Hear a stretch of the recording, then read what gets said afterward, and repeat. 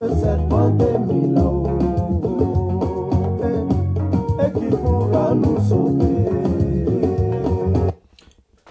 Soyez les bienvenus au Belledrome du confinement quarantenaire chez notre maman, chez notre tante, la maman Suga Mamou.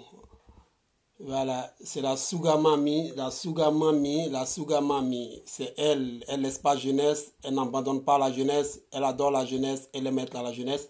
Alors nous sommes en ce confinement pour débattre sur la question fondamentale du coronavirus. Alors, je vous balance déjà le nouveau son. Je n'ai pas de droit d'auteur sur le son, donc c'est pourquoi je spécifie en même temps. C'est celui qui détient actuellement en ce moment précis la palme de la voix d'or au niveau du Zouglou. Au Zouglou et tous, ils ont une belle voix. Hein. Mais en ce moment, c'est lui qui a la saison.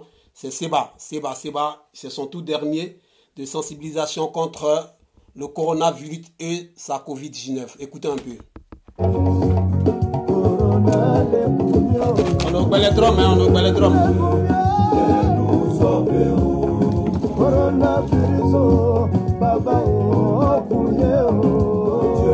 Approchez, c'est le Belledrome, on est au Belledrome. Africains et africaines, nous sommes tous sans ignorer que cette pandémie l'a fait de nombreux ravages. Aux États-Unis, on pleure les morts par milliers. La Chine et l'Italie sont dans la détresse. La France et l'Espagne, elles ne font que pleurer. Elles ne font que pleurer. Corona, les bouillons, baba.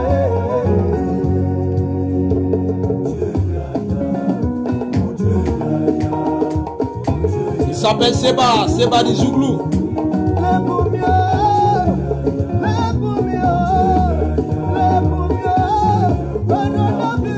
Installez-vous confortablement.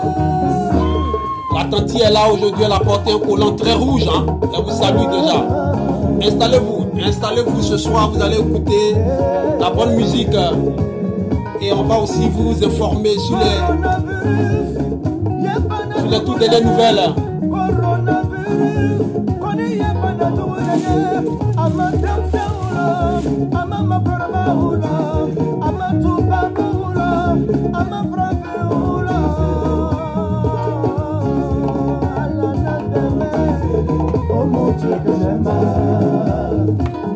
Paco Billy, il est là. Le dieu Billy, il est là. Billy, aujourd'hui, il y a Sia Guinée. Le dernier couteau qu'on appelle Sia Guinée, c'est là. Hein.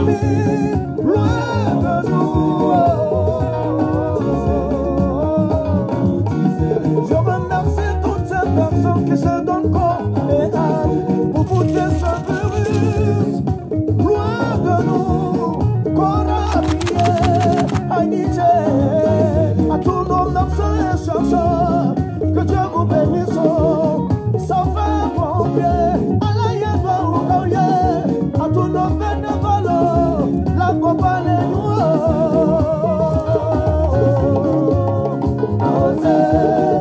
Il s'appelle Seba. Seba, pour tous ceux qui ne le connaissent pas, il est de Yopougon, depuis camp militaire. Il a fait partie de nombreux groupes, il a créé de nombreux groupes.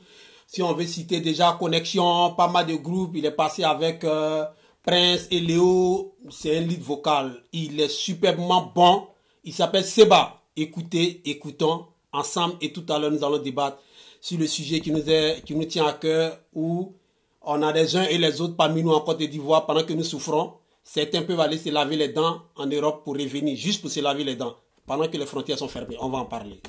Au Zouglou, au Belledrome, Belé mieux.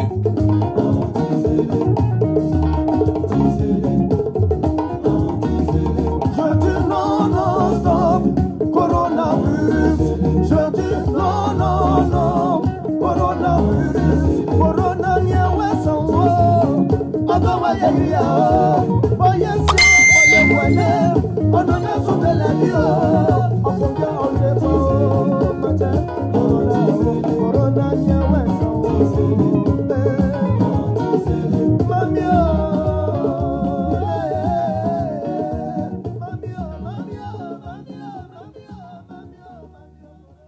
Oui, c'est le frère Seba Atizouglou, qui est il y a plusieurs opus, il a tellement d'opus, et là il vient de faire sortir son tout dernier pour sensibiliser contre cette pandémie coronavirus qui en ce moment bat son plein et qui nous laisse orphelins jour et nuit.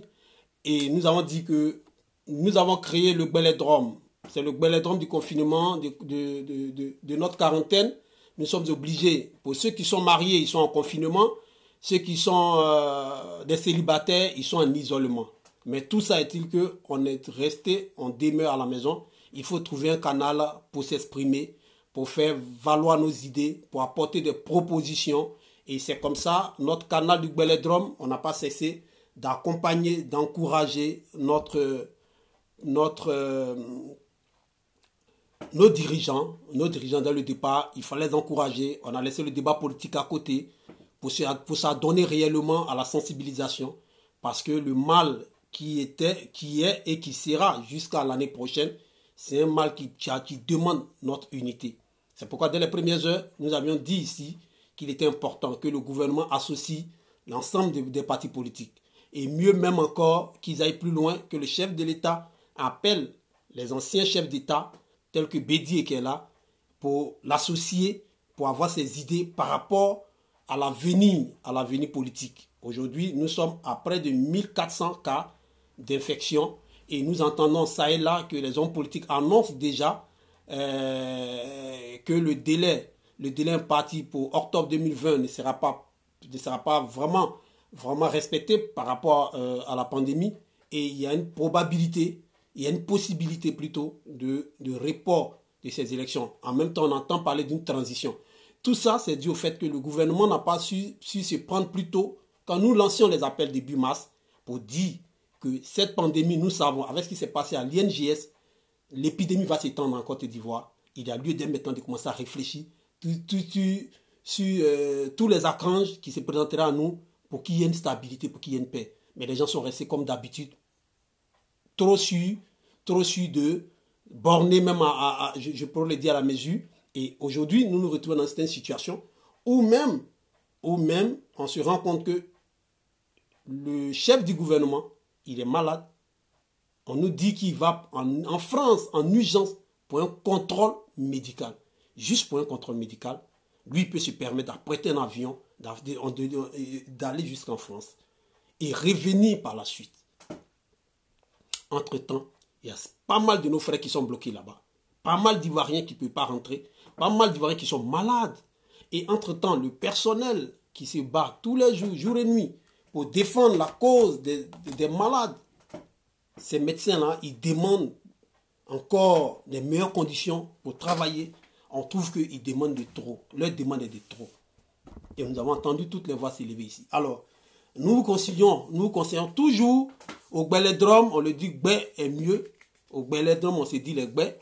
Il n'était pas opportun, si c'est une question de contrôle médical. On ne nous a pas dit qu'il est tombé dans des pommes, qu'il est malade, qu'il est mourant. Et même si c'est le cas, après 10 années de gestion, vous devez avoir la capacité, en cas d'urgence, d'emmener, peu importe qui soit le président, qui soit le chef du gouvernement, qui que ce soit, de ne pas se déplacer, mais de se faire soigner sur place. Et c'est de tout ça que nous parlons, et nous ne cesserons pas de vous interpeller à la mesure. C'est une force démarche, et je pense que les Ivoiriens doivent tirer les leçons de cela et prendre leurs responsabilités à un moment venu, à un moment donné aussi. Alors, nous sommes aussi choqués. Nous sommes choqués par le fait qu'il y ait une signature du président, du secrétaire de la présidence, qui signe un document pour attester que Ahmed Bakaïko est le premier ministre par intérim. Mais à quoi sert maintenant le vice-président? Pourquoi pas un document qui doit être signé par le supérieur hiérarchique? mais pas par les subordonnés.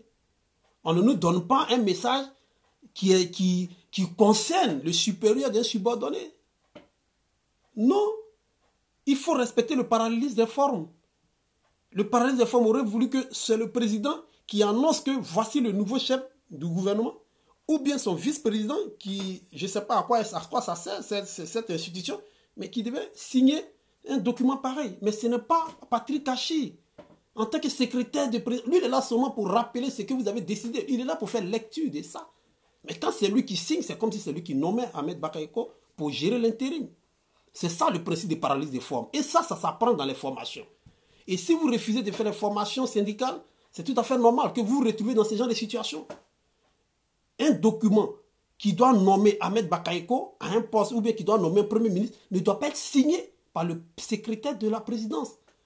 Le secrétaire général de la présidence, ce n'est pas normal. Et ça s'apprend. Moi, je n'ai pas fait du droit, mais c'est-à-dire ce sont des techniques administratives qu'on apprend à l'ENA. Nos camarades qui vont à l'ENA, là, c'est pour ça qu'ils doivent appartenir à l'administration. Mais vous les mettez dans les lieux où ils sont enfermés. Et ça, c'est une erreur grave. Parce qu'en 24 heures, ou bien en quelques minutes, vous avez commis deux erreurs très graves.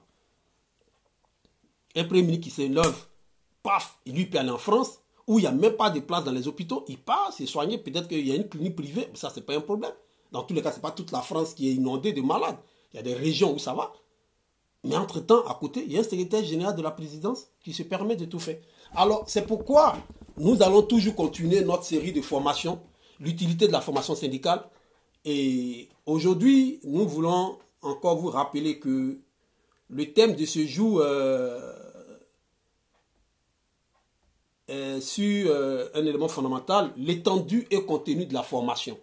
Nous avions parlé la dernière fois, qu'est-ce qu'était l'étendue de la formation et le contenu de la formation.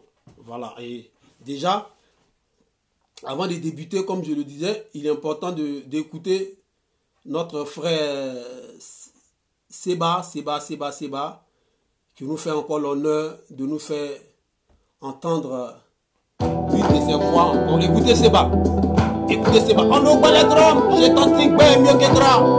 Installez-vous. On va faire la formation syndicale aujourd'hui, s'il est tenté le contenu de la formation.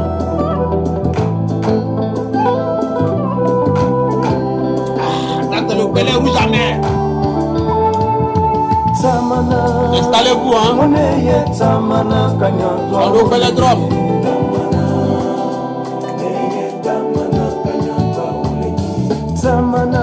C'est du Seba.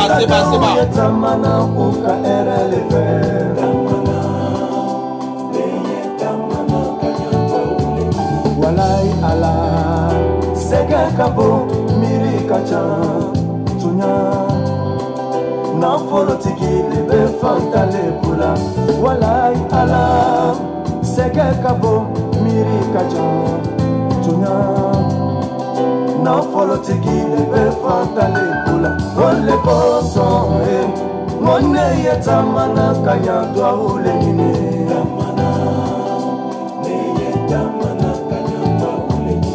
Tamana, Senekela uye tamana uka erelife.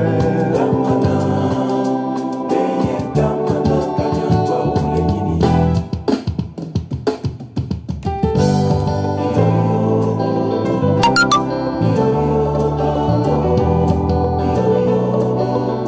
Soyez les bienvenus au Balladrome.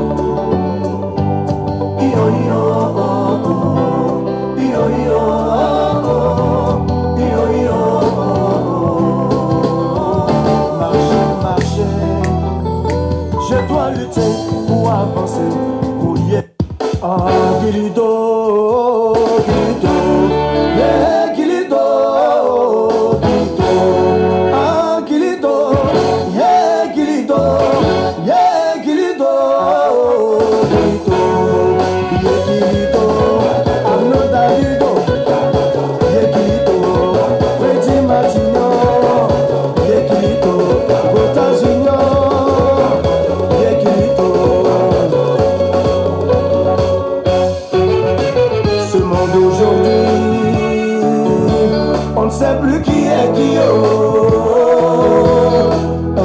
marche là-dessus.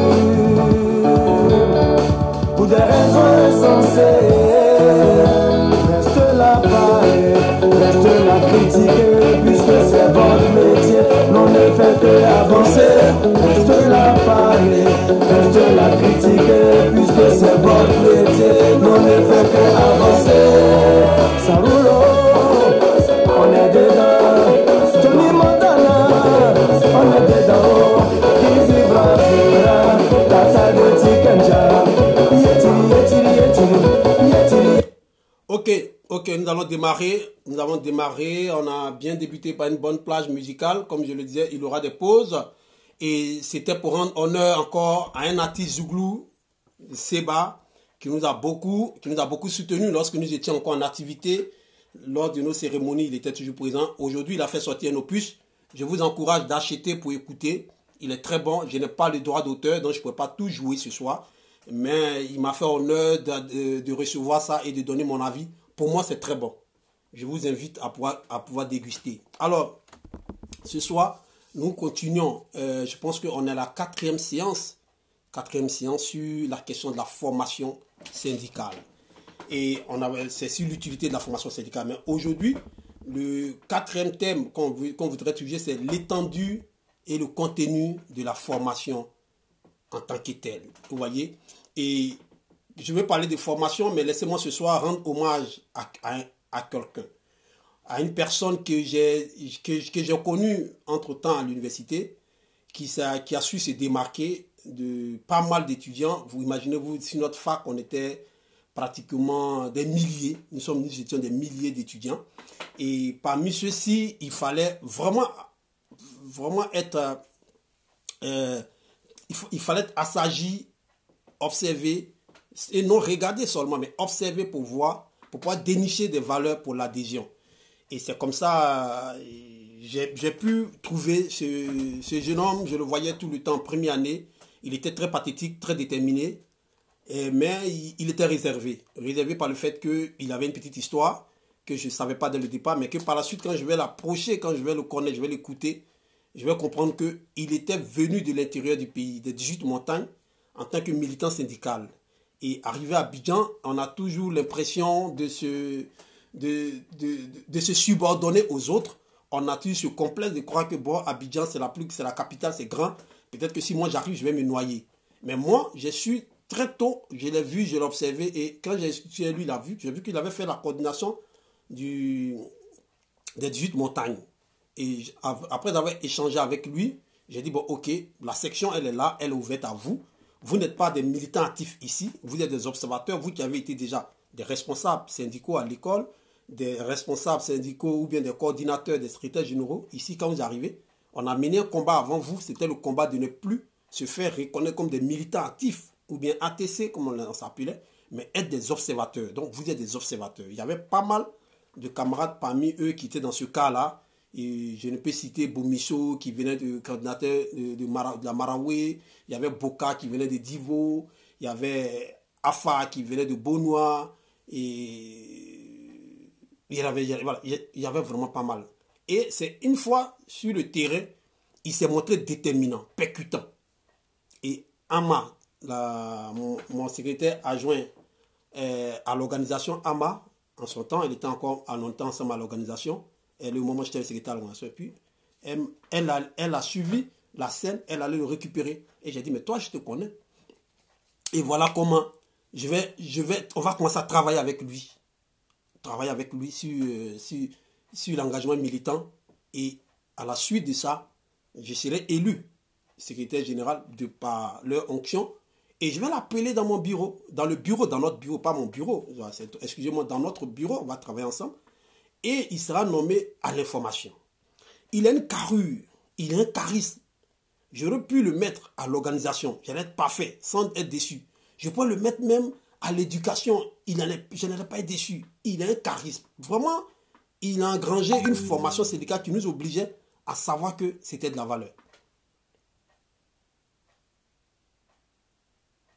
Donc c'est comme ça, je le mets à l'information et je me rends compte que quelques mois plus tard, il commence à nous produire des documents il a commencé à réfléchir avec moi. Je lui ai dit non, je veux. Il sait que je suis tellement attaché à la formation parce que je le faisais déjà. Et donc, on a commencé à travailler sur un document et on a produit un document de formation syndicale. Et grâce à lui, ce document a fait le tour de la Côte d'Ivoire. Et avec la bénédiction du bureau, bien sûr. Et ce camarade aujourd'hui, il était en sciences éco, il a fait une formation d'économie. Mais je suis épaté. Je ne suis pas étonné, mais je suis épaté qu'il soit aujourd'hui dans un système de communication. Il est dans un mouvement d'événements, une structure d'organisation d'événements. Il est lui-même à la tâche, à la communication. Quelqu'un qui n'a pas fait une formation de ça, hein, je vous dis, il n'a pas fait des études pour ça, mais par rapport à la formation syndicale qu'il a reçue, il se permet aujourd'hui d'oser et il réussit dedans. Et en ce moment, il travaille pour une chaîne ivoirienne. Et lui seulement, je voulais présenter comme ça, mais je voulais lui dire que ce n'est pas un hommage, mais c'est une reconnaissance. Je suis reconnaissant de m'avoir aidé dans notre tâche syndicale et je suis fier de lui aujourd'hui de savoir qu'il gravit des échelons dans la société civile, dans la vie active, mais dans un domaine de communication. Moi, je l'avais mis à l'information, mais lui, il ressort plus haut et il est dans la communication. Je suis fier de lui. Il s'appelle Itaku. Ahmed Trésor. C'était mon secrétaire adjoint à l'information. Et il m'a fait un grand honneur et de savoir qu'il est dans une structure de communication. Vraiment, camarade Itaku, tu es un leader. Si tu m'entends ce soir, sache que je suis fier de toi. Poursuis ton chemin. Ne regarde même pas ailleurs. Ne regarde même pas devant. Poursuis ton chemin. Tôt ou tard, on se retrouvera et je serai fier de venir te retrouver dans ton ministère. Et ensemble, on va évaluer les données. Alors, c'était une brèche pour ça, pour continuer maintenant, pour dire l'étendue et contenu de la formation. Le militantisme des délégués est influencé par l'étendue de la formation. Alors, qu'est-ce que c'est l'étendue de la formation? Quand on parle de l'étendue de la formation, on parle de la quantité. On parle de la quantité. Donc, la quantité, c'est le nombre d'éléments, le nombre de thèmes auxquels un militant se serait permis de recevoir une formation. Parce qu'on ne fait pas une formation et on laisse tomber, mais il faut avoir l'opportunité de faire plusieurs formations. C'est pourquoi on demande l'étendue. Alors, le militantisme des délégués est influencé par l'étendue de la formation et par la pertinence et le type particulier de formation. Donc, si tu as l'opportunité de te permettre de faire plusieurs formations, des séries de formations avec différents thèmes de formation, c'est bien. Parce que c'est cela qui va réellement booster ton engagement militant. Et il est important. Il est important dans toutes choses où nous sommes de s'adonner réellement à la formation. C'est pourquoi je le disais la dernière fois qu'on ne peut pas juger un joueur qui a été à l'international. Comme aujourd'hui nos aînés. Moi je rends hommage aujourd'hui au président des Ivoiriens en Suisse, ici il s'appelle Youssouf Kamara. Ce sont les gens qui ont joué le championnat ivoirien. Et après il est venu à l'international, il a joué le championnat à l'international. Mais celui monsieur-là, si demain il s'élève, il dit qu'il veut diriger la FIFA en Côte d'Ivoire, mais ne soyez pas étonnés. Mais il a la formation et de deux, il a l'expérience. Précédemment, on avait défini ce que c'est l'expérience. L'expérience, c'est l'ancienneté. Mais un gars qui a joué déjà championnat ivoirien et qui est venu ici encore, il a fait le championnat européen en Suisse, mais il a de l'expérience. Et de deux, pourquoi j'ai dit qu'il a la formation? Parce que le football ici, c'est une profession. Et tous ceux qui sont dedans, quels qu'ils soient enfants ou grands, on vous éduque en même temps à la gestion footballistique. On vous apprend comment l'administration du football fonctionne. Donc, tu vas voir un enfant de 10 ans, comme le fils de Zé Kalis, par exemple, qui a 10 ans, qui joue au foot, mais il va t'expliquer ce qui se passe dans le foot. Il connaît déjà ses droits. Il sait qu'à moins de 16 ans, il ne peut pas être affecté en Angleterre, qui fait combien de kilomètres de la maison de son père. Parce que dans les clauses de la FIFA, à moins de 19 ans, tu ne peux pas te permettre, à moins de 16 ans plutôt, tu ne peux pas te permettre de faire un voyage jusqu'aux États-Unis, même si le championnat est bon, même si l'argent qu'on te propose est trop. Donc, comprenez que la formation, excusez-moi, c'est un dérangement. Donc, la formation, c'est l'étendue, c'est la quantité des éléments, des thèmes qu'il y a là-dedans. Et cela enrichit la compétence des syndiqués. Ça va enrichir la compétence des syndiqués. Alors, si nous retenons ça déjà, on est déjà tranquille que pour avoir une bonne formation, il faut avoir de l'étendue, il faut avoir de la quantité de termes à développer dans ta formation. Par exemple, une formation centrée sur l'acquisition d'un éventail étendu de compétences associées à la contribution d'un pouvoir à la base. C'est-à-dire, quand je parle d'un pouvoir à la base, ça veut dire que c'est ce qu'on appelle le B.A.B.A. À la base, dès que tu deviens syndicaliste, quand tu adhères, les premières des choses qu'on peut te dire, bon, la formation à la conduite de campagne ou au développement des réseaux, par exemple. C'est-à-dire, quand on dit la conduite des campagnes, comment, par exemple, si le syndicat a une mission ou bien le syndicat a une information, parce que le syndicat a une politique à développer, comment vous devez aborder cette politique-là vis-à-vis de vos syndiqués.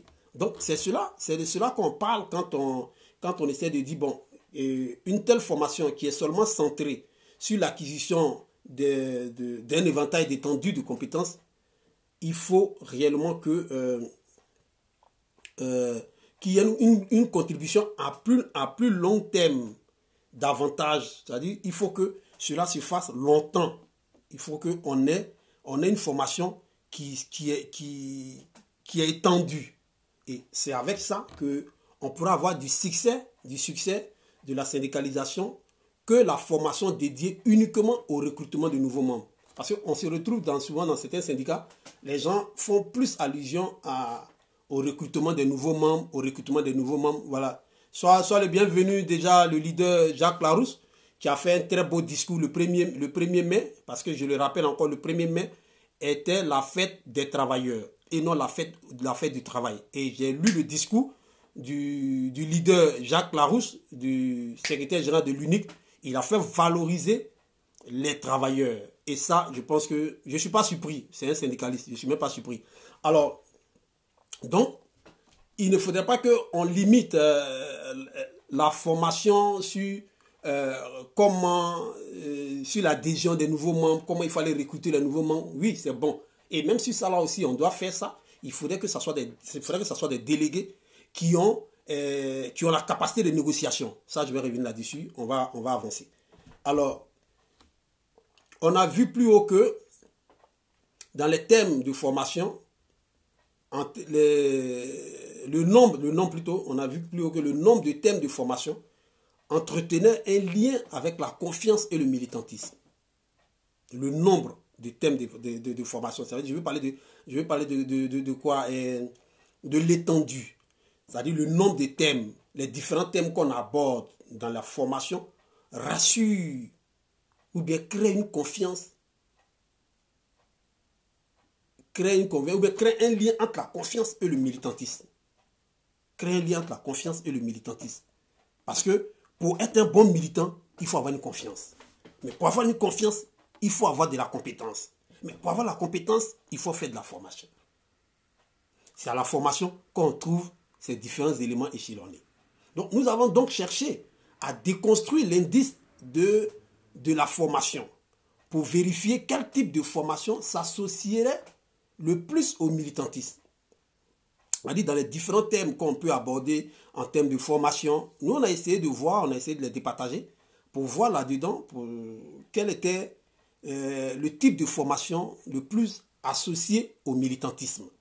Et il s'avère que des thèmes de formation les plus directement associés à l'engagement militant, parce que tout ça, le résumé, c'est de retrouver l'engagement militant, c'est de bonifier l'engagement militant. Donc, les thèmes de formation les plus directement associés à l'engagement militant des délégués dans les différentes enquêtes concernaient la négociation d'entreprise, la conduite des campagnes et le travail en réseau. Est-ce que vous comprenez? Dans les différents thèmes qui sont abordés, qui sont d'utilité, il faut retenir qu'il y a eu les thèmes intéressants à une formation, c'est la négociation d'entreprise ou la conduite de campagne et le travail en réseau. Voilà. Et donc, ça, nous allons vous les expliquer. La négociation d'entreprise, c'est quoi? Ça veut dire, on veut parler c'est-à-dire les négociations vis-à-vis avec la tutelle, ou bien avec le manager de l'entreprise, ou bien le manager de l'établissement où vous êtes. Il faut que tu aies des rudiments. Il faut que tu aies la technique des négociations. Parce que par moment, même tu peux te retrouver à une assemblée générale que vous disposez avec les syndiqués, où ce sont les membres, soit les travailleurs ou bien les étudiants. Et ça fait qu'il faut que tu aies l'expression des négociations. Il faut que tu aies la capacité des négociations. Sinon, tu vas te couler le bec. Et ça, c'est important. Donc, dans l'enquête, l'analyse de corrélation met en lumière les types de formations ayant les liens les plus robustes avec l'engagement militant. Et les thèmes sont sur la négociation d'entreprise, le développement des réseaux et des structures syndicales et les compétences en termes de conduite et de campagne.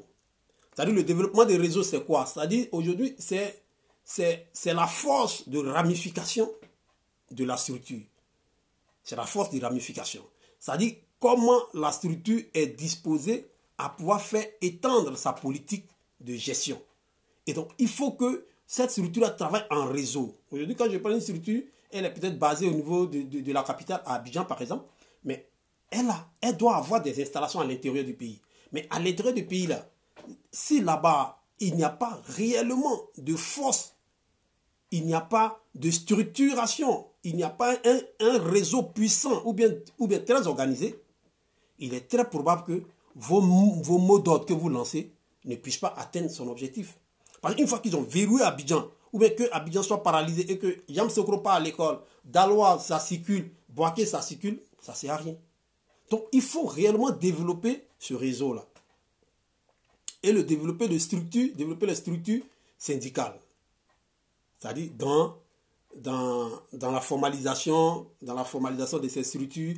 Quand on parle de structures, le développement des structures, c'est de voir comment les tests s'appliquent, comment les uns et les autres se font une place en fonction des tests. Et les compétences en termes de conduite de campagne.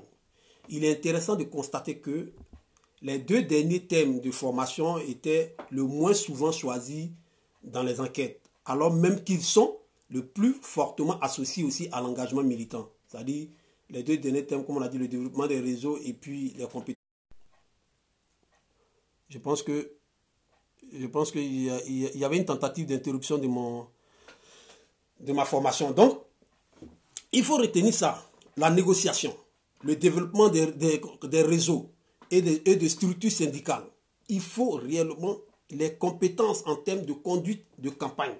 Les conduites de campagne, c'est la circulation, l'information sur le terrain, le comportement des uns et des autres. Et ça, il est important qu'on arrive à pouvoir dénicher ça dans les formations.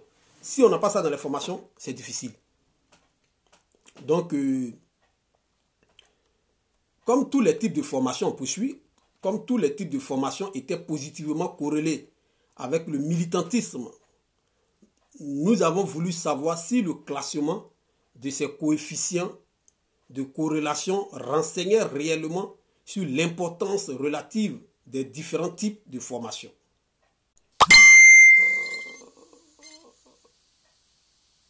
Les gens veulent interrompre mon truc là, je ne sais pas comment ça se passe, mais il y a les tentatives d'interruption, je ne sais pas c'est dû à quoi. Il y a les tentatives d'interruption.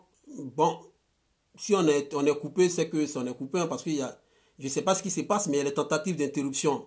Alors, je parle de la formation, je ne sais pas pourquoi il y a les tentatives d'interruption. Alors, donc, comme je le disais, il fallait trouver, comme dans les types de formation étaient positivement corrélés avec le militantisme, il était important de pouvoir faire une classification des différents thèmes. Pour voir dans ces thèmes-là, comme nous avons développé tout à l'heure, la négociation, le développement des réseaux, le développement des structures, il fallait voir, il faut chercher là-dedans comment on peut les classifier. Qu'est-ce qui est le plus important au moins important. Donc, dans une équation visant à apprécier l'engagement dans des activités syndicales,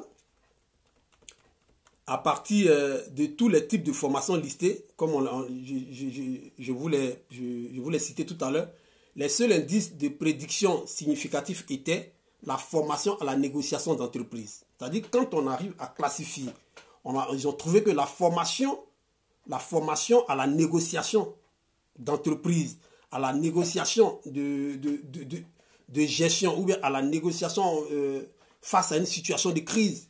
Comment il faut négocier, comment il faut s'entendre. La négociation fait partie des éléments clés en première classe. C'est-à-dire quand on est dans l'avion, c'est la première classe. Donc il faut comprendre que la formation sur la négociation, elle est purement importante. Et après, on arrive aux compétences de conduite des campagnes. Par la suite, le développement des structures et réseaux syndicaux et de promotion du militantisme. Donc, ne nous fions pas seulement à la politique d'adhésion. Ne nous fions pas seulement à créer une puissance, tu vois, à créer une puissance de fonctionnement de notre syndicat. Mais le syndicat doit être fort lorsqu'il y a des délégués qui ont la capacité de savoir négocier. Lorsqu'il y a des délégués qui ont le rudiment de pouvoir s'asseoir devant des syndiqués ou bien devant l'administration pour discuter des intérêts de leurs militants. Ça, il est très important. Il est très important. Et ça, pour avoir ça, ce n'est pas dans les tests de votre structure. Ce n'est pas dans les tests de votre structure. Là où il faut trouver, c'est à des formations. C'est à vous d'appeler certains dévanciers ou bien appeler, il y a certaines structures qui sont censées, qui sont basées sur la formation pour développer les thèmes. Ce n'est pas tous les thèmes, on prend aussi, hein, mais il y a les thèmes qui concernent votre orientation syndicale. Tu ne peux pas avoir une orientation de gauche et puis aller faire une formation qui développe des thèmes d'orientation de droite. Non, ce n'est pas utile. Il faut rester dans le canevas idéologique. Et partant de là, il faut développer sur le courant idéologique. Mais aussi, il faut rechercher ce qui est primordial ou bien ce qui est général. C'est la négociation qu'il faut rechercher. Et après, la compétence des conduites. La compétence des conduites. Parce que vous imaginez un seul instant, toi, tu es le secrétaire général, tu es le leader. Et tes camarades sont en train de lutter le bus au terminus 27 à Yopougon. Ils luttent le bus, ils sont bourrés, il y a encore un long rang. Toi, tu viens qui t'arrête au terminus ou bien qui t'arrête de l'autre côté, on te voit descendre de ta voiture. Toi, le responsable syndical qui descend de ta voiture, tu viens acheter un bout de pain, tu remontes dans ta voiture, paf, tu vas à l'université. Et ceux qui viennent de lutter le bus, qui sont tes militants, ils sont en train de lutter le bus, ils vont te retrouver dans le même amphi que toi. Quel était l'intérêt? Ce n'est pas un comportement, parce que normalement, un véhicule pour un étudiant qui n'en a pas droit, parce qu'il n'en a pas les moyens, comment tu te fais offrir cette voiture? Donc, il est important qu'il y ait des comportements qui ont un caractère syndical. Il y a des comportements qui ne doivent pas refléter la violence, comme aujourd'hui c'est devenu, comment on appelle ça, le cheval de bataille. Il faut éliminer la violence, parce qu'aucune violence n'a amélioré l'image d'un syndicat. Aucune violence. Aujourd'hui, j'ai chanté sur le film du Colombien là. Comment il s'appelle? J'ai chanté sur son film, mais il est rentré dans une décadence de la violence. L'homme qui était promu pour devenir même un jour président de la Colombie, mais il est rentré dans un système de violence. Ça ternit son image. Pablo Escobar, ça ternit son image. Là, je ne suis pas encore arrivé au bout, mais je pense que ça ne va pas lui permettre d'atteindre son objectif. Donc, en toute chose, il faut avoir une compétence de conduite. Et cette compétence de conduite aussi, ça s'obtient à une formation. Et le développement des structures et des réseaux syndicaux viennent après. Voilà, ce sont les éléments qui... Mais aussi la promotion du militantisme. Il faut faire la promotion du militantisme. La promotion du militantisme, par exemple, doit débuter par certaines valeurs de société. Un militant ne peut pas faire la promotion de la corruption. La corruption ne fait pas partie de la promotion du militantisme.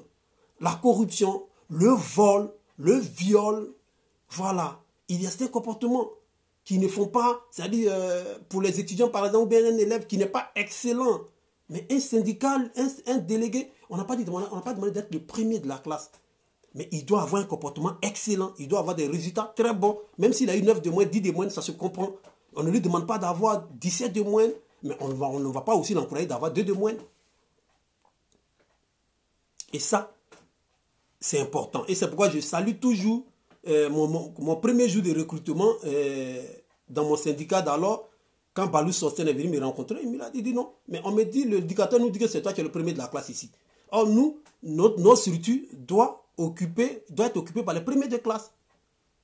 Et j'ai dit à mon grand frère Balou Sosten, que je salue au passage, que je ne peux pas, parce que je peux intégrer la structure, mais je ne peux pas être le premier responsable de la structure. Je ne connais même pas comment on appelle ça, le b.a.-ba de la structure. Je ne peux pas venir puis devenir secrétaire général de mon collège. C'est pour moi, bien que je n'ai pas encore milité dans cette structure, que je ne la connaissais pas, mais pour avoir fait dans la rue, on occupe le poste de chef quand tu as justifié sur le terrain.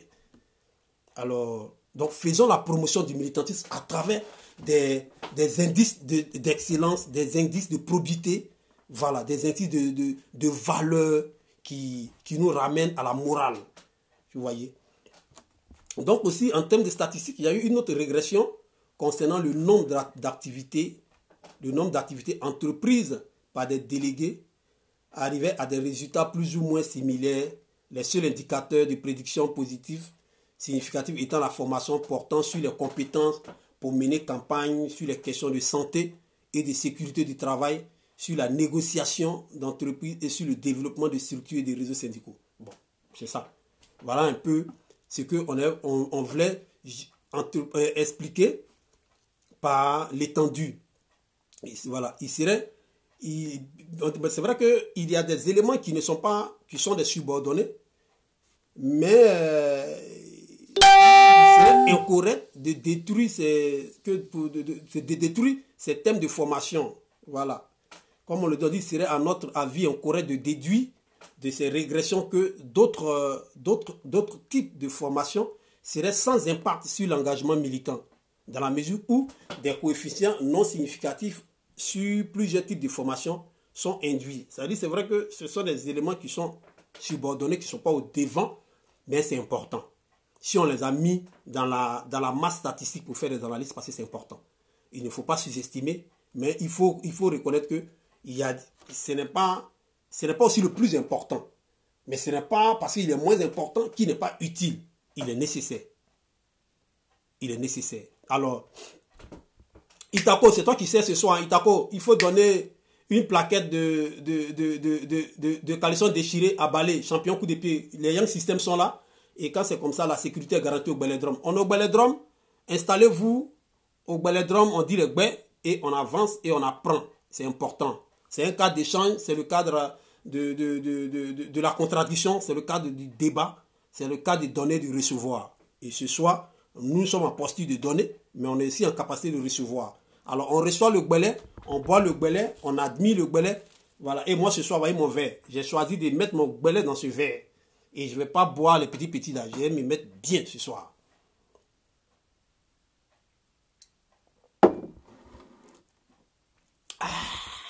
Mais c'est pas patati patata. Alors, on a aussi décidé de développer un thème aussi sur la corrélation entre le militantisme des délégués et la participation à des formations spécifiques. Quelle était la relation entre le militantisme des délégués et la participation à des formations? Quelle relation ça pourrait donner? Et il savait que de la même façon, tous les types de formations étaient corrélés avec le pouvoir syndical. Une équation de régression reliant le pouvoir syndical aux différents thèmes de formation révélait que les syndiqués ayant suivi des formations, des délégués ayant suivi des formations en matière de négociation d'entreprise et de conduite de campagne signalaient un pouvoir syndical accru. Vous voyez l'importance d'avoir une force de négociation, l'importance d'avoir une compétence en termes de conduite de campagne. C'est-à-dire que quand on parle de thème de conduite de campagne, c'est-à-dire que tu dois te présenter comme un vecteur d'exemple dans le schéma du syndicat. Il s'avère que ces éléments ont démontré que le délégué avait un pouvoir syndical accru. C'est-à-dire qu'il avait une confiance en lui. Et ce pouvoir qu'il a, quand il s'exprime devant ses pairs, les gens voyaient en lui une assurance. Il s'est dit, ah, si celui-là dit que nous les institutions, là, on va avoir bientôt notre salaire, ça veut dire que de toute façon, il a parlé là. Et on est convaincu qu'il est bon. On peut lui faire confiance. On peut lui faire confiance. Ah, de toute façon qu'il a parlé, il nous a rassuré d'aller en classe. Ça veut dire qu'il va aller engager une négociation. Mais de toute façon, il nous a parlé là. On imagine déjà que dans la négociation, c'est lui qui va gagner. On imagine déjà que dans la négociation. De toute façon, il nous a rassurés dans un comportement. Il nous a rassurés dans son discours. Je sens que celui-là, s'il part discuter avec l'administration, on va avoir gain de cause. Donc, pour ce fait-là, moi, je stoppe, je suspends. Ou bien je lève mon mot d'ordre, je m'en vais. Ou bien je suspends le mot d'ordre, ou bien je suspends mes activités et je vais, parce que je lui fais confiance. Donc déjà, tu as déjà eu la confiance devant tes militants. Maintenant, il faut aller prouver ça devant. Il faut aller prouver ça maintenant devant l'administration. Et c'est là maintenant ta force de négociation va agir.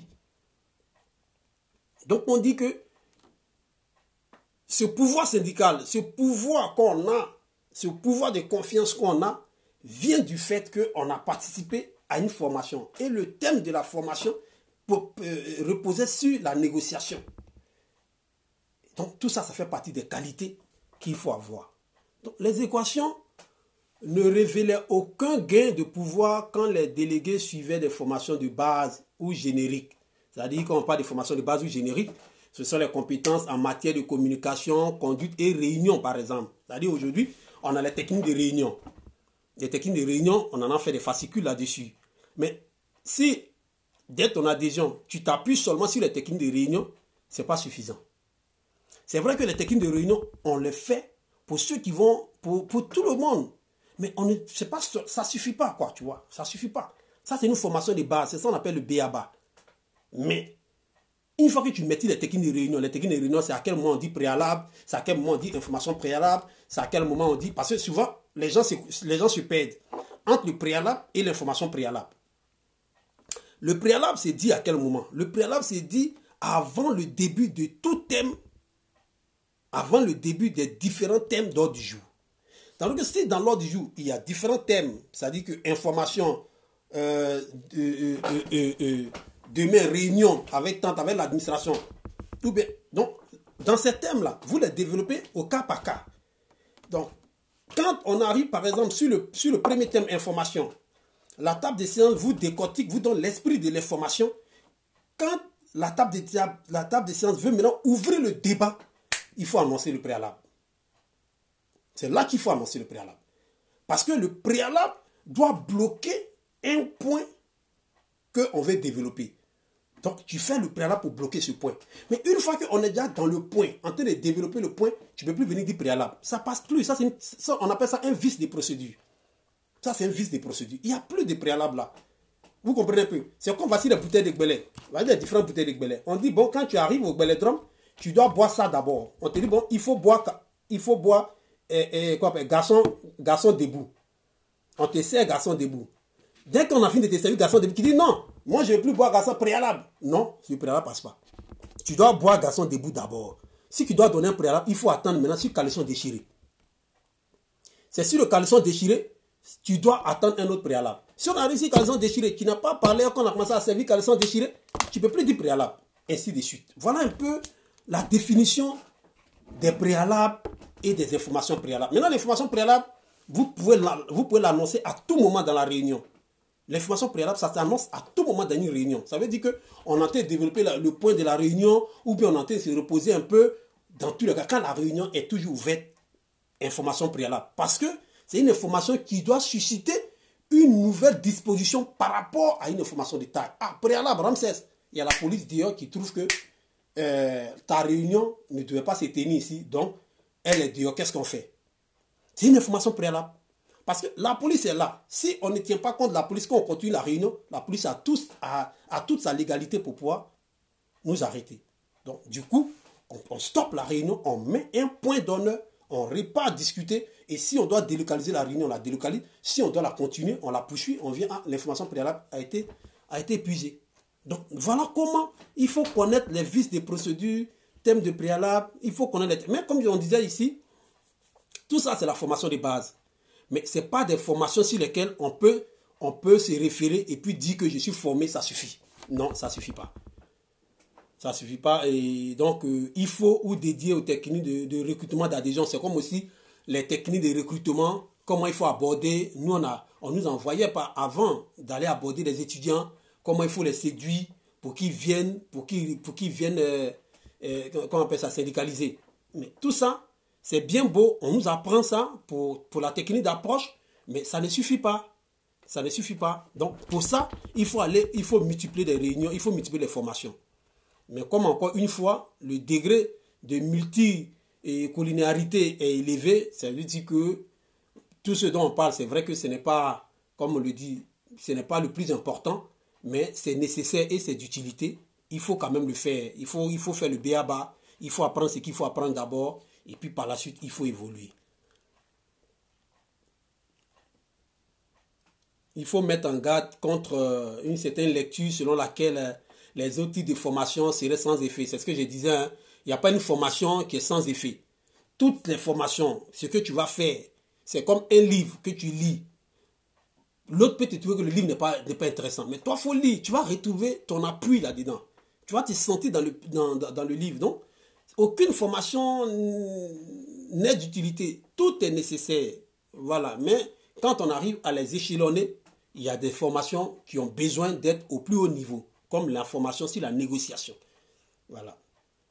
Voilà, donc c'est ce qu'il dit. L'analyse de régression montre simplement que la formation en négociation et en conduite de campagne était la plus efficace pour augmenter le pouvoir syndical. Donc, on résume sur ce point que la formation sur la négociation, sur la conduite des campagnes est la plus efficace pour augmenter ton pouvoir syndical. Parce que si tu n'es pas capable de réussir dans des négociations, c'est comme on avait un secrétaire général qui disait, il dit, quand il rentre dans la salle de négociation avec le doyen du FR, si tu t'es mis nu, si tu t'es fait chicoter là-bas, l'étudiant n'a pas besoin de ça. L'étudiant, ou bien les syndiqués, ce qu'il attend de toi, l'éligibilité et le mode du scrutin sont prévus par les tests, la mise en place du code électoral, alors que les conditions d'éligibilité et le mode du scrutin sont prévus par les tests de la structure. Ok. Tu comprends un peu? Donc, j'étais sur quoi? Voilà. Et donc, voilà, c'est ce qu'il nous disait. Il dit non, c'est sans effet. Ça, c'est QSL. Il dit non. Ce que l'étudiant attend de toi, c'est de sortir et puis de démontrer que tu allais négocier leur sujet, tu as eu gain de cause. Si tu veux, il faut aller te faire frapper par le doyen. Ce n'est pas ça son problème. Mais le plus important, c'est le gain. C'est le gain que tu as eu à la négociation. Donc, pour avoir un gain à la négociation, il faut avoir les techniques de négociation. Il faut avoir des astuces de négociation. Et ça, ce sont aussi, c'est une forme de conduite de campagne qui est plus efficace. Aussi, voilà, tout à l'heure, il y a le juriste, l'avocat qui dit que, voilà, qu'à un moment donné, on met en place des codes. On met en place un code électoral alors que les conditions d'éligibilité et le mode du scrutin sont prévus par les tests. Ça, c'est le comportement maintenant. C'est le comportement de vouloir exclure peut-être certains syndiqués au profit d'autres. Vous voyez, parce que les tests sont là. Les tests n'ont jamais dit qu'il faut s'étendre à un certain code électoral. Les tests disent que pour être candidat, voilà les conditions qu'il faut remplir. Et ces tests-là, si on doit les changer, c'est seulement à un congrès. Et c'est à ce congrès qu'on arrive aux assises du congrès. Avant d'entreprendre une assise au congrès, il faut d'abord élire il y a 3 entités qu'il faut élire au congrès, si les tests n'ont pas changé. Mais les 3 entités qu'il faut élire, c'est le président du congrès, le secrétaire du congrès et le rapporteur du congrès. Et ces 3 individus ne sont pas connus bien avant.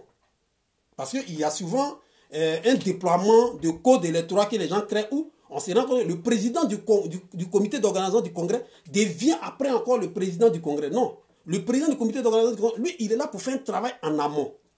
Et quand on arrive au congrès, on élit, ce sont les congressistes qui doivent élire le président du congrès, le rapporteur du congrès et le secrétaire du congrès. Quand ces 3 éléments sont réunis, on entre maintenant dans le débat des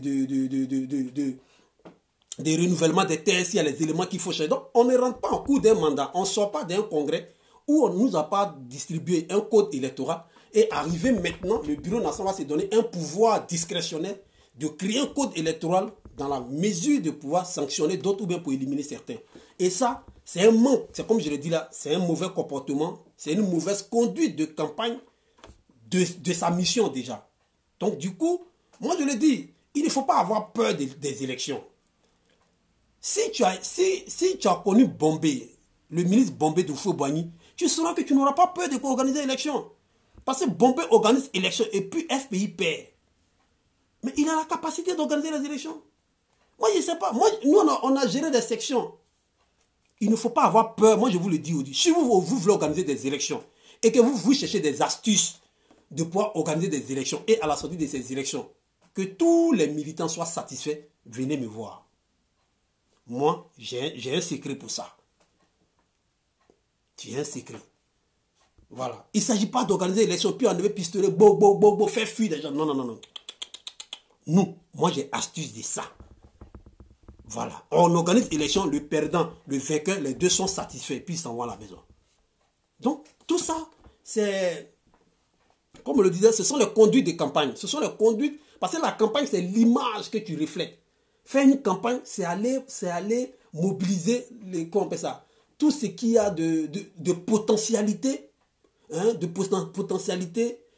en faveur de ton syndicat. Donc, il faut qu'on ait des astuces, des comportements qui reflètent cela. Donc, les questions portaient sur une série différente de thèmes de formation, mais l'association la plus marquée avec l'engagement militant a été observée avec la négociation d'abord et le développement de compétences générales, de négociation et de consultation. Attendez, il y a un peu de gbelé là. Ah non, mais le thème d'aujourd'hui là, je pense que c'est trop fort, c'est trop fort. Il y a un peu de gbelé. Il y a qui près qu'elle là.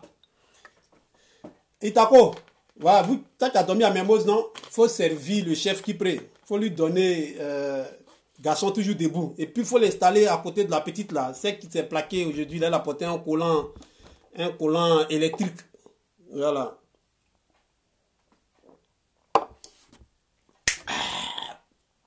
C'est rouge à mer. Ça a été fait d'une façon. Bon, pour ceux qui sont là, je vous rappelle que on est au Gbelé-Drom, confinement. Ici, tu t'assois, on te sert le gbelé, tu te mets bien. C'est gratuit. Le gbelé, il est gratuit. Et ça nous fait la promotion de nos tiges qu'on a de chez nous. Voilà, ça c'est Sia Guinée. Sia Guinée, pour ceux qui connaissent, c'est pas petit gbelé. Quand tu as bu, tu connais la route de ton chemin pour t'emmener à la terre promise. Il n'y a pas de débat. Alors, ça c'est caleçon déchiré. Ça c'est reste debout. Voilà, ça c'est jaune amer. Jaune amer avec petit cola. Tout ça est mélangé dedans. Quand tu as pris ça, tu es satisfait. Et tout est géré. Ton bengue est géré aussi. Voilà. Donc, on se résume sur ce thème-là, sur l'étendue et le contenu de la formation. On résume que l'étendue, ça va se faire sur la qualité et le contenu sur le nombre de thèmes. Et les thèmes qui sont appropriés pour avoir une bonne qualité de formation, il faut s'appuyer sur la négociation, il faut s'appuyer sur les compétences, il faut développer les compétences générales, il faut développer la confiance. Et tous ces éléments-là, quand on a su résumer ça, on a un pouvoir accru, on a un pouvoir sur lequel on est assis et on est serein de ce que on peut négocier, on peut entreprendre, on peut... Moi, je vais faire une anecdote. On était sous le mandat du général Fato, Jean-Marc, et il y avait une assemblée générale. Parce que nous, on a toujours l'habitude de faire des assemblées générales en début de semestre ou bien en début d'année. Et il fallait débattre sur un sujet où les étudiants étaient déjà très à bloc. Ils se sont dit que la structure impliquée, que Akembo, le professeur Akembo maîtrisait le syndicat, ils avaient commencé à spéculer. Et on arrive à l'Assemblée générale. Pendant qu'ils étaient en train de malmener, les étudiants qui viennent, et tous ils malmènent. À un moment donné, il fallait maintenant créer une certaine diversion, à un moment donné. Et je m'ai appelé mon ami Kobo, l'immortel. Et le Kobo vient. Vous voyez, papa. Kobo rentre en scène. Et Kobo rentre en scène. Il rentre en scène avec... il pose le problème. Il développe le problème. Il décortique. En prenant une métaphore sur le football, qu'il connaît très bien, très bon footballeur lui-même, comme Hervé Douadé. Très bon footballeur. Il développe. Et il finit maintenant pour revenir sur le thème de l'Assemblée générale. Et il fait une passe au bureau de la section. Et maintenant, il rassure devant les étudiants.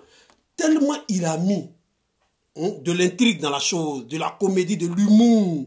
Les étudiants eux-mêmes les ont commencé à acclamer Kobo. La table de séance a retenu séance tenant que leur position était la bonne et puis on a roulé. Donc il y a tellement d'exemples là-dedans. Tout ça, ce sont les techniques d'expression. Et moi, je me rappelle bien, je prenais tous ces cours-là dans le truc de Diopi. Diopi était à l'ENA. Il y a un cours là-bas qu'on appelait technique d'expression ou bien quoi, la technique quoi d'expression. Mais moi, c'est technique d'expression qui m'intéressait. Il vient de cours de l'ENA, je prends son cours, je fais photocopie, je me mets dans ma chambre et je lisais. Parce que tout ça, ça faisait partie des négociations qu'un syndicaliste doit pouvoir avoir. Donc, on va maintenant toucher le point sur la... Maintenant, il y a un autre point là-dedans, c'est sur la réussite en matière de syndicalisation, c'est-à-dire la négociation, c'est-à-dire tous ces éléments, tous ces thèmes qu'on déborde en formation, qu'on développe en formation plutôt, quel est aussi leur impact sur la syndicalisation. Donc, c'est dans ça qu'on va voir pour dire que la réussite en matière de syndicalisation, les astuces, le comportement étaient des atouts qui m'ont gardé à la tête de ma section jusqu'à la coordination. Merci, leader. Brice Yapi. Merci, camarade Brice Yapi, qui vient de faire un témoignage. Alors, c'est pas moi. Ce sont les recherches. Et Brice Yapi vient de montrer que lui, il est un exemple palpable que le comportement était un atout qui a fait de lui une personne qui était à la tête de sa section. Selon le fonctionnement de notre structure, il faut d'abord la section et il a dirigé une coordination. Et c'est de ça que je parlais en termes de réseau, le développement du réseau. Dans le développement du réseau, faisons attention. Quand une personne comme Yapi, par exemple, qui a été militant de base, qui s'est retrouvé comme délégué de section, et après secrétaire général de section, qui se retrouve à la coordination, il faut comprendre qu'il vient de supplanter les sections. Mais c'est-à-dire le coordinateur, il n'a pas aussi un pouvoir d'écraser les sections. Parce que dans le développement aussi des réseaux, il faut l'expliquer. Un coordinateur, il a un pouvoir consultatif. Ça veut dire quoi? Que lui, où il est, entre lui et les secrétaires généraux, ils sont des secrétaires généraux élus aussi. Mais le coordinateur, il est consultatif dans la mesure où il est la courroie entre les sections et le bureau national qui est à Abidjan. Parce que le coordinateur, il a un pouvoir décisionnaire venant du bureau national. Tant que le bureau national ne lui dit pas, avec l'appui de l'Assemblée générale, ah, camarade coordinateur, tu dois te permettre de démettre un secrétaire général. Ce qui n'est pas normal. Le coordinateur ne peut pas le faire.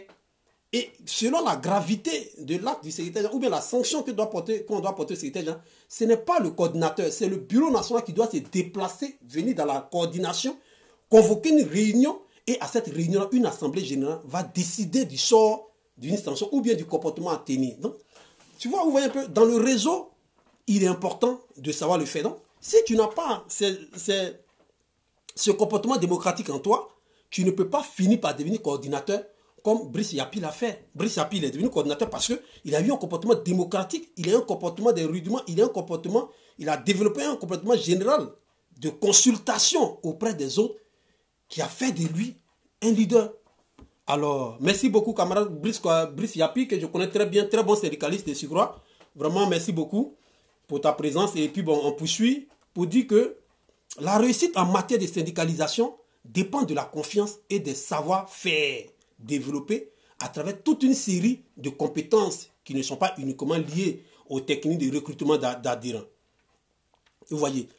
Donc, pour que ta syndicalisation soit vraiment accrue, bien développée, il faut qu'il y ait une série de compétences qu'il faut avoir. Donc, dans la série de compétences, il y a ce qu'on a cité plus haut, il y a le comportement, il y a le développement de certains réflexes en toi. Et ça, c'est la formation. C'est la formation. Et avec la formation, on obtient c'est-à-dire une assurance, une confiance, un pouvoir accru pour son engagement militant. Donc, il y a aussi une corrélation significative entre le recrutement d'un nouveau membre dans les 6 mois précédents et la formation technique de base, ou la formation technique de la syndicalisation. C'est-à-dire aujourd'hui, un militant qui vient d'adhérer au sein d'un syndicat, dans les 6 mois qui suivent, il faut qu'il ait la compétence de connaître les techniques de base. Il faut qu'il y ait la compétence. Ce n'est pas seulement le recrutement. Oui, mais il faut qu'il sache déjà comment se tenir à une réunion. Il faut qu'il y ait déjà les techniques de réunion. Comme je l'ai dit, information préalable, procédure, objection, à quel moment il faut prendre la parole. Quand on veut prendre la parole, qu'est-ce qu'on fait? Quelle attitude avoir? Tout ça, ce sont les éléments qu'on a dans les 6 mois de ton adhésion. 6 mois de ton adhésion dans un syndicat sont les choses que les délégués doivent t'amener à avoir. Il y a aussi une corrélation encore plus forte avec la confiance générale et chacune de ses composantes. La confiance dans sa capacité à répondre aux demandes des adhérents, à participer à une réunion de délégués, à être impliqué dans une campagne dans l'établissement. Il y a une corrélation, il y a une relation forte entre ces composantes-là et puis la confiance générale.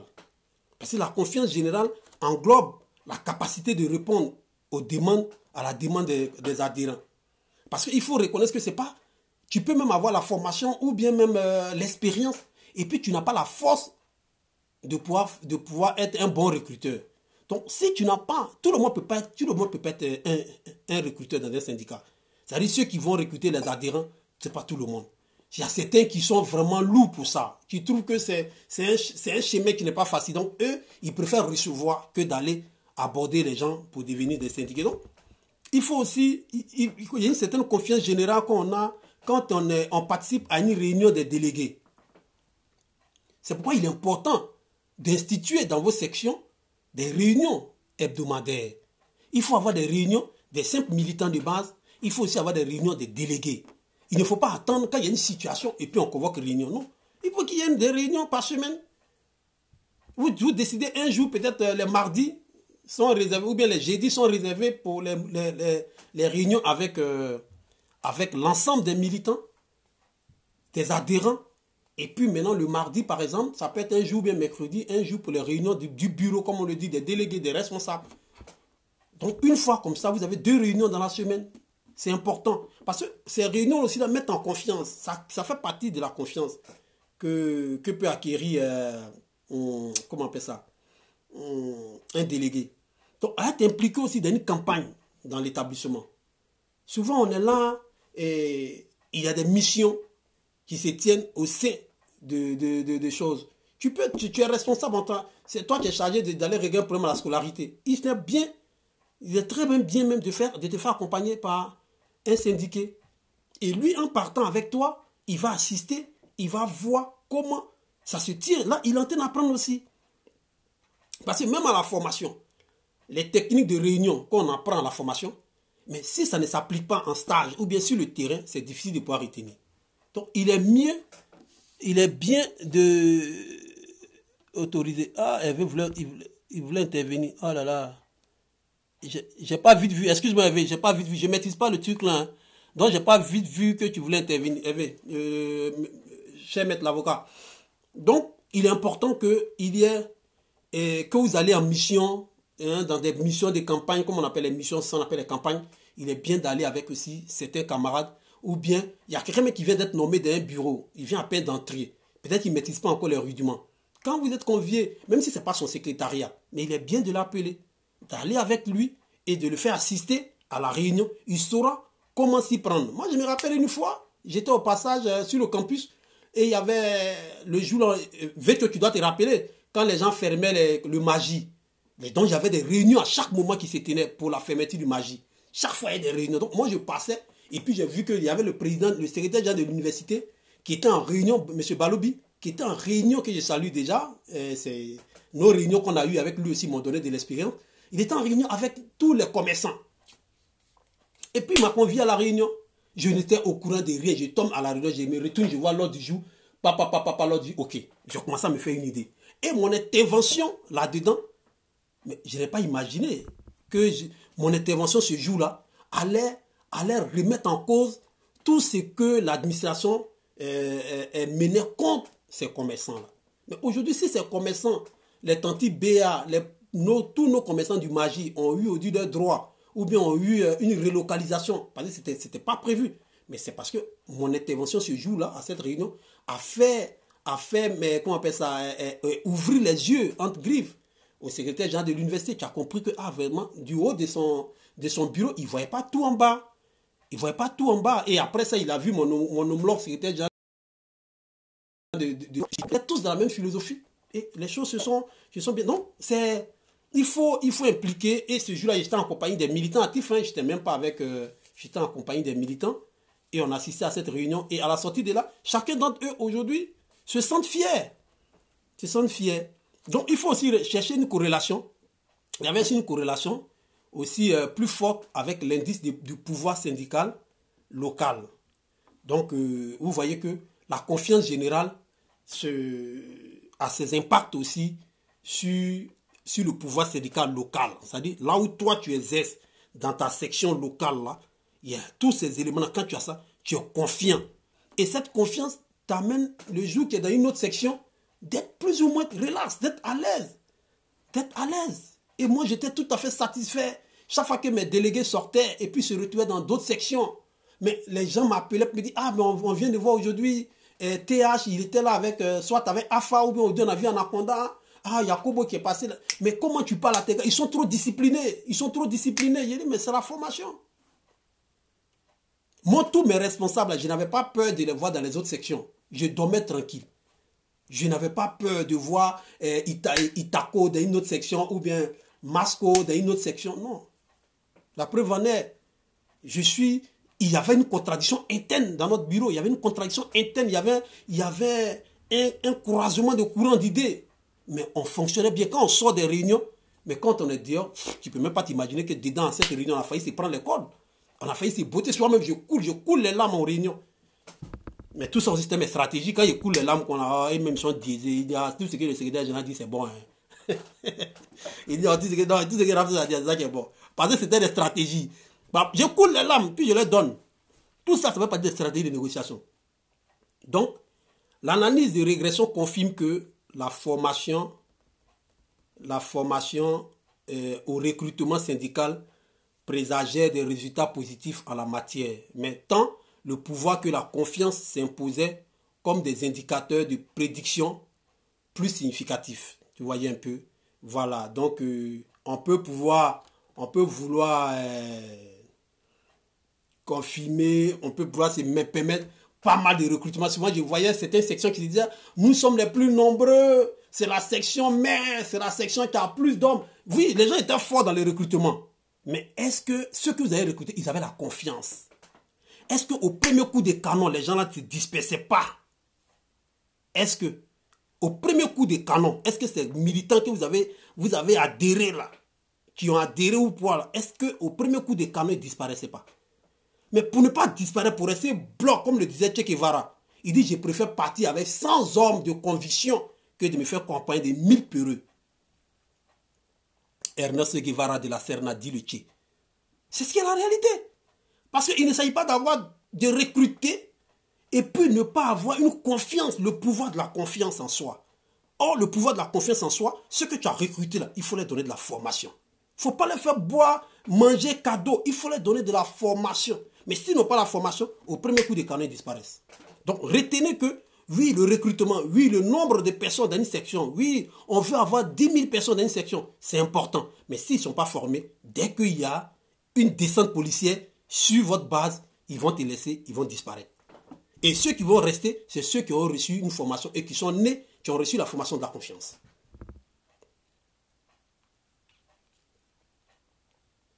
Donc, s'imposer comme des indicateurs. Donc, dans la précédente enquête, on avait justifié que la confiance dans la capacité d'aborder un collègue pour qu'il devienne adhérent a été mesurée de la façon similaire. Vous voyez, pour que tu puisses aborder quelqu'un, la même confiance dont on parle, c'est cette confiance que tu as reçue de la formation. Et il n'y a pas plusieurs chemins, c'est la formation. Donc, toutefois, les résultats en matière de syndicalisation n'y ont pas été aussi fortement corrélés que la confiance liée à la participation à une réunion des délégués. Encore une fois, la confiance générale était un meilleur indicateur de prédiction. La confiance générale, c'est un meilleur indicateur. Donc, ces résultats ne suggère pas nécessairement que seuls les délégués formés à un large éventail de compétences devraient recruter des adhérents, comme je l'ai dit. Hein. Il faut aussi amener les uns les autres à participer aux missions pour que les personnes se sentent à l'aise. Cependant, pour convaincre des personnes de se syndiquer, les syndicats doivent pouvoir faire la démonstration de leur pouvoir dans l'établissement. Celui-ci ne dérive pas uniquement de la formation à la syndicalisation si l'on ne mise pas sur derrière plusieurs articulations entre formation et progression de l'adhésion. Sinon, la formation et le progrès de l'adhésion vont se court-circuiter. Donc, ce qui veut dire que même ceux que vous envoyez sur le terrain pour aller faire... parce que la campagne aussi, le comportement justifie l'adhésion des uns des autres. Il y a beaucoup qui rentrent aujourd'hui dans les syndicats parce qu'ils ont vu dans leurs délégués un comportement qui est vraiment très bon. S'ils ont un très bon comportement. Donc, il faut amener cela à une démocratisation des choses. Moi, j'ai travaillé avec des gens qui, ils étaient mes opposants dans le bureau qu'on partageait. Ils étaient mes opposants. Mais je suis fier d'eux parce qu'ils avaient une éloquence pour défendre leurs idées. Or, ce sont les gens qui ont été formés par moi. Ils ont été formés dans la même école que moi. Ils ont reçu les mêmes rudiments. Je ne paniquais pas. Je les regardais toujours et je savais que là où eux ils allaient, moi j'y étais déjà. J'avais une longueur d'avance. Mais c'est ça la contradiction, c'est le charme de la vie. La contradiction est le charme de la vie. Donc acceptons à tout instant que on puisse aller à la contradiction. C'est pourquoi je ne cesserai d'apprécier ceux qui ont ce caractère réellement démocratique. Donc pour ce point qu'on a développé aujourd'hui, qui était l'étendue de la formation et le contenu de la formation, nous nous sommes rendus compte qu'en résumé, il est important d'avoir un éventail très étendu de formation. Quand on parle d'étendue, on veut parler des différents thèmes de qualité quand on est en formation. Il est très important. Et puis le contenu, il faut cibler le contenu. Il faut tenir compte que c'est la négociation d'abord. Il faut se former sur la force de la négociation, sur le développement comportemental, sur le développement des réseaux du syndicat et sur le pouvoir que le syndicat peut avoir. Et tout ça, ce sont des éléments qu'il faut développer dans des thèmes. Donc, si vous pouvez trouver des personnes pour développer ces thèmes dans la mesure où ça peut vous positionner, ça sera très, très, très important. Alors, nous avons résumé ce thème aujourd'hui sur l'étendue et le contenu de la formation syndicale. Et tout ça, ça rentre dans la grande famille de l'utilité de la formation syndicale. Il faut savoir d'abord l'utilité de la formation syndicale avant qu'on ne vienne te débattre sur un thème de formation syndicale. Si tu ne connais pas l'utilité de trucs, tu peux passer comme si tu ne connais pas l'adresse de la maison où tu dois habiter, tu sais que tu vas dormir dehors. Il faut avoir l'adresse, il faut connaître où la maison se situe pour être sûr que tu vas dormir dedans avant d'appeler ta chérie pour qu'elle vienne t'accompagner pour aller dormir. C'est pourquoi il faut connaître d'abord l'utilité de la formation avant d'entreprendre certains thèmes à l'intérieur de la formation. Alors, nous nous arrêtons là ce soir et rappelez que demain, le thème qu'on aura, c'est sur la diversité et la spécialisation. La diversité en formation et la spécialisation. Parce que la politique de formation doit reconnaître que les délégués ont des personnalités et des capacités différentes. Les délégués ont des capacités et des personnalités différentes. Donc, il faut tenir compte de cette diversité-là et puis pouvoir spécialiser les uns les autres. Ça aussi, c'est important. Vous voyez un peu. Alors, voilà sur ce thème que nous nous sommes réjouis de nous retrouver ce soir au Gbelé-Drom. Alors, il y a Stéphane Lorignon, qui est un très puissant buveur de Gbelé, qui était là. Il y a Jules Assalé, un très grand buveur de Gbelé, qui a assisté à la réunion. Il y a Kalignon de Beng. Mon frère, il faut qu'on se voie une box. Hein. Il faut qu'on se voie une box. Kalignon, je t'approche une box tout à l'heure, on va parler de cette chose. Patron Koki, champion coup de pied de l'AUC, qui était là. Et ça m'a fait plaisir. Ça fait plaisir. Il y a Marcelin Kofi, merci beaucoup. Brice Yapi, merci pour ta présence. Adou Laza, merci pour ta présence. Oh, Serge Nda, le formateur, lui-même né, merci pour ta présence. Tu as bu cette tournée de Gbelé. Général Kipré, merci pour ta présence. Merci l'honorable monsieur l'avocat Vecho. Merci Siba Geibo. Adamo Traoré, l'œil de faucon, soyez tous bénis, merci beaucoup. Maïnistio, Domi, merci, merci. Balé était là, ouais, c'est important. Tout, PC, l'épervier, l'audier. Voilà. Atito Pata, oui, mon artiste, oui, bravo, merci beaucoup.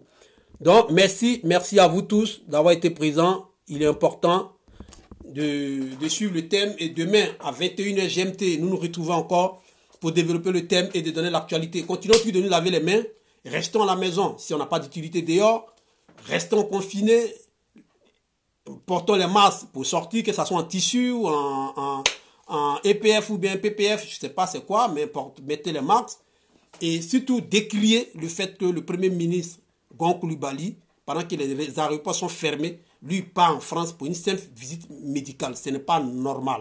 Et de deux, d'avoir foulé au pied le principe de paralyse des formes où on nous informe qu'il y a un nouveau Premier ministre qui gère l'intérim. Entre-temps, ce nouveau Premier ministre est nommé par le secrétaire général de la présidence. C'est un vice de procédure. La force aurait voulu que ce soit le président ou le vice-président qui annonce à travers un texte écrit qui porte sa signature. Parce que c'est son subordonné. Mais le subordonné du Premier ministre ne peut pas nommer le Premier ministre. Et tout ça, c'est le désordre qu'on envoie dans un pays quand des gens refusent de former leurs propres militants dans les partis politiques. Quand ils n'ont pas cette formation-là, ils vont se retrouver à faire ce genre d'erreurs. Et c'est de ça qu'on parle dans la compétence générale en termes de comportement. Si tu ne connais pas ça, tu vas faire ce genre d'erreurs. Alors, nous vous remercions encore ce soir. Nous avons été ravis d'écouter tout le son de notre frère Seba, qui nous a fait plaisir, ce jour encore, avec sa forte voix, sa belle voix.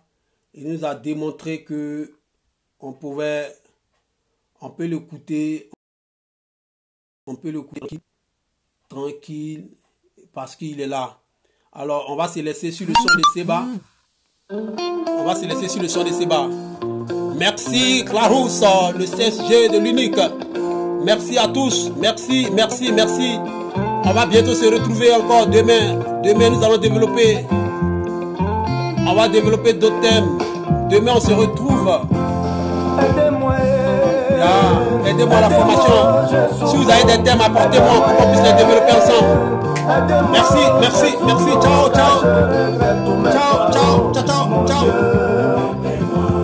Je regrette tous mes pharaons, merci à la Toti qui nous a offert son palindrome.